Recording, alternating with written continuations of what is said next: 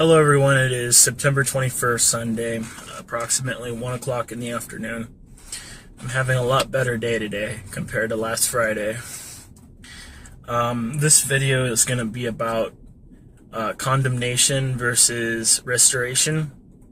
I had an interesting conversation this morning right before I went into the gym with another individual who assumed that I was condemning him for the way that he chooses to live his life. People who know me know that I don't agree with community college for a lot of good reasons. For example, you don't need to study to get an A in college. You do have to study to get an A in Ivy League school, but not community college. That's one of the reasons why I don't recommend that anybody goes to community college, because it's, for the same reasons that I wouldn't recommend to receive anything, services, dental work, really anything from anybody who has their education from a community college. There's just no scholastic value in community college. You come out of school with debt, and unless your parents have a trust fund for you, which is probably not the case, and, if you didn't have an alcoholic problem and if you didn't have a drug problem before you went into college, then there's about a 99% probability that you will coming out of college.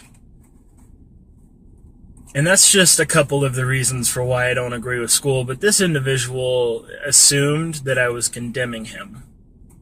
And based on the two other videos on my website, on my YouTube channel, and on my Facebook page, it seems apparent that I need to actually cover this topic.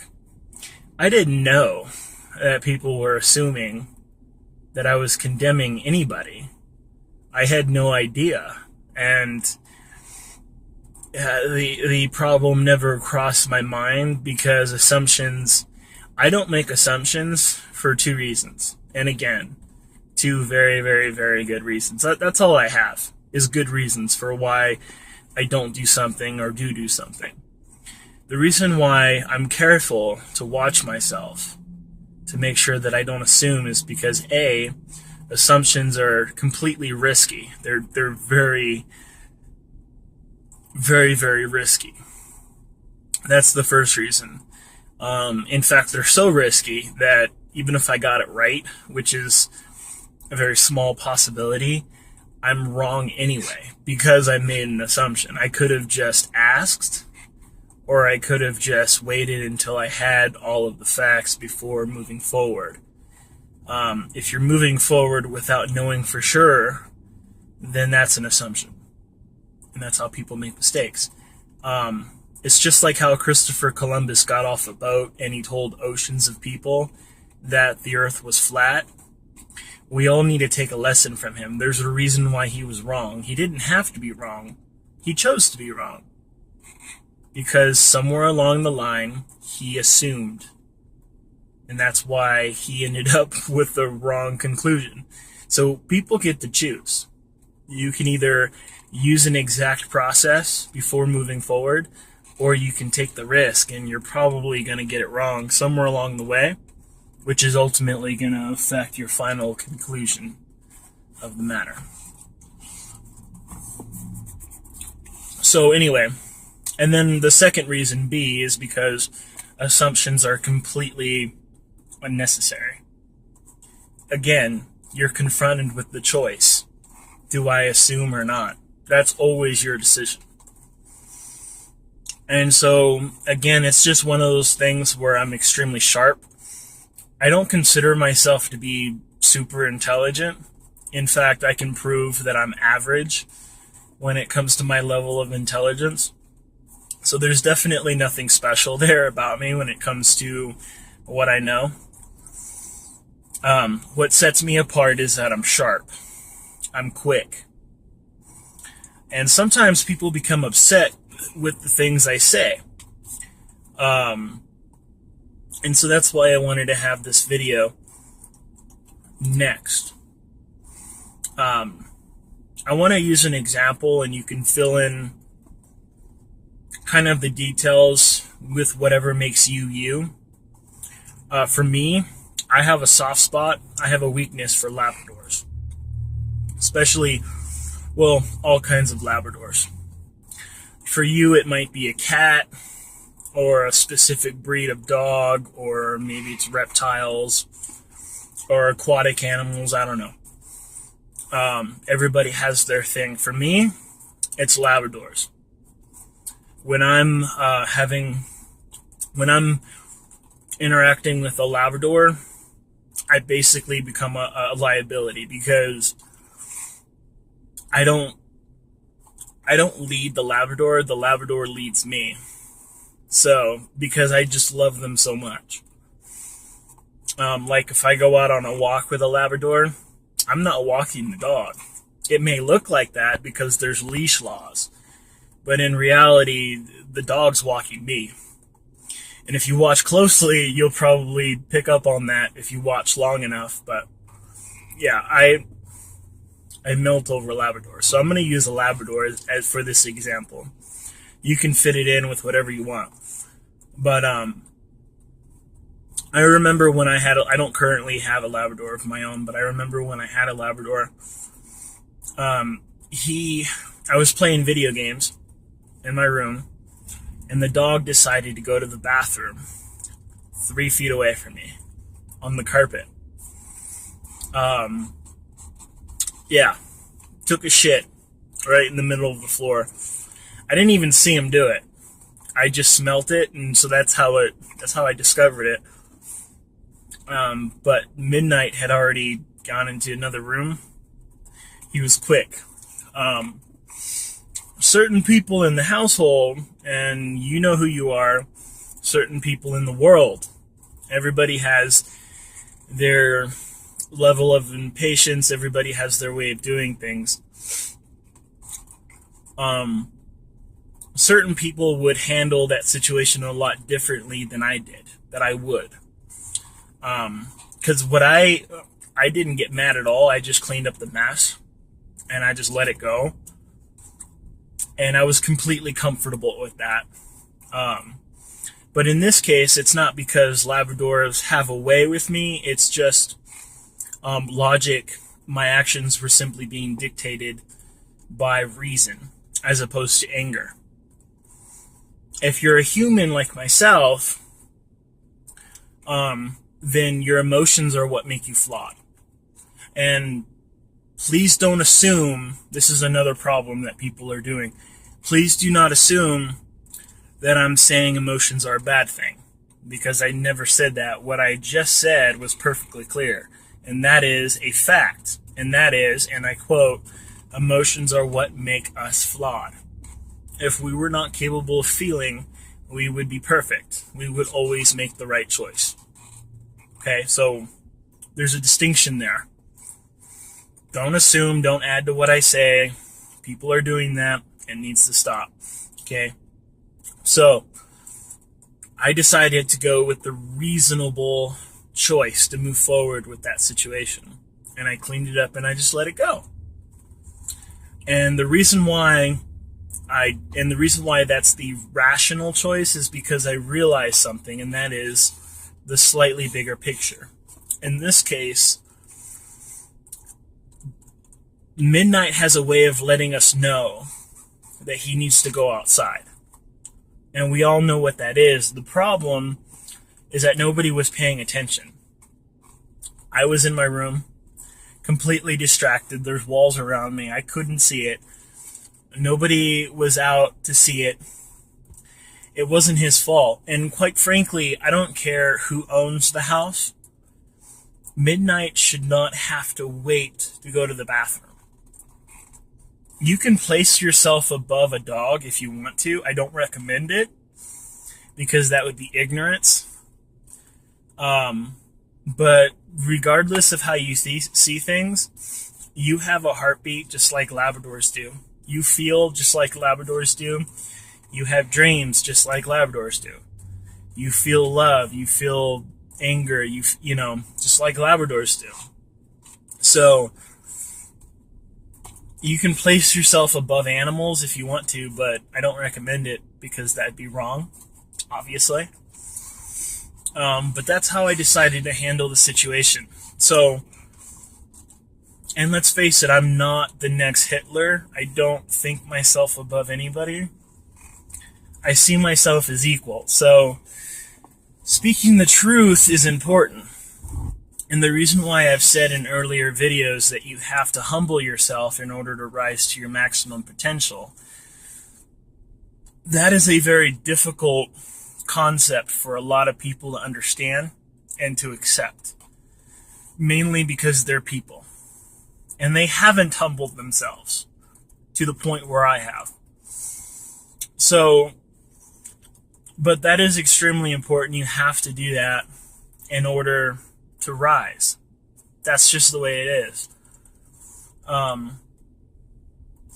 So when I'm speaking the truth, and I'm glad I'm getting this out now, before I make the video about the United States Armed Forces and why they're so ineffective and why we've been at war constantly, and we've had like 95% war and like 5% peace since the existence of America.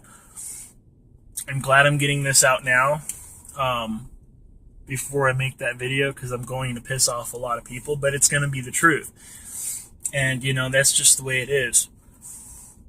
We as a race of humans, we have fucked up this world. We have. It's our fault. I mean, you can deny it, but it is our fault. People are wanting to. People are not willing to live by faith anymore, which is a serious problem. Because that's the only option you have. You don't have a choice in the matter. But a lot of people are somehow thinking that they have a choice. And so when you eliminate that essence of simply trusting somebody because you are equal, simply trusting somebody based on faith, you're essentially, that right there is a huge ripple effect that's going to resonate over time and over space. Around the world and into the future. It's going to resonate. And it has. We've seen it. For those of us that are not completely blind, we've seen it. And for those of you that have told me I'm stupid and I'm crazy and this and that, first of all, I'm not the first person. I'm not the only one that knows this. The problem is that there's not enough people that know what I know. There's just a few of us. We are a dying breed, unfortunately. But when I make the video and about the United States military and the other videos that I've made in the past, think about it, right? One of the biggest reasons why you believe what you believe today is because of the relationships that you've had in the past. And so when you're confronted with new information, you're quick to reject it because of those relationships that you've had with those people. I'm talking about your parents, your grandfather, anybody that you would consider to be a mentor. They're still human. And so that emotional connection that you've had with that person, chances are that has hindered you from being able to see the truth. And I'm sorry. I've noticed in myself that I'm very strong. Some people have called me hard-headed. I don't think that would be accurate because I am accurate. So I don't think that hard-headed would be the correct term for it. I'm simply stronger than most. It's not easy to fool me. That's all it is. And so even when I have an emotional connection with another person, I'm still quick to think about what that person is telling me and not just accept it. For example, Somebody may have told you you need to save your money. You need to be saving 10% of your money. Well, another word for saving would be hoarding. Is hoarding a good thing? Or if you saved your money, instead of putting that money back into the economy, how would the United States economy be different if everybody would stop saving their money? You see, it's not an easy concept to think about that stuff. And some might say, well, I can't change the world and I can't change people in their minds. Well, eventually everybody's going to change because they're going to choose to change. Time is not against you. If you're making poor decisions, if you're being selfish, time is against you. Because the world is only going to continue to go backwards instead of making progress that actually has meaning. And so eventually you will change. Only it's going to be harsh. And it's going to hurt. And you're going to lose a whole lot more in the process. So, I mean, that's just something to think about. You know, do it now. Maybe you won't have to do it in the future. When you save your money, you're being selfish. Because we all know what happens when we spend our money. And you can just stay ahead on your bills by a few weeks. And you're stimulating the economy when you're paying your bills. So there is a third option there. But I'm not condemning anybody. I have nothing to gain. If I place myself as an equal to you and everybody else, then think about it. What do I have to gain by condemning you? Absolutely nothing. If you have a barrel of apples, and when one of the apples goes bad, that apple is going to accelerate the decomposition of the apples around it. So if you and I are equals, that places us both in the same barrel. So why would I condemn you? I do not speak the truth. I do not struggle to share the truth so that I can condemn you. I struggle to share the truth to restore you. And it's not easy to think for a second that I can awaken the entire world. That's not my intention. My intention is to simply do what I can do. Because that is... I just had a big-ass burger before I started making this video. My intention is to do my part.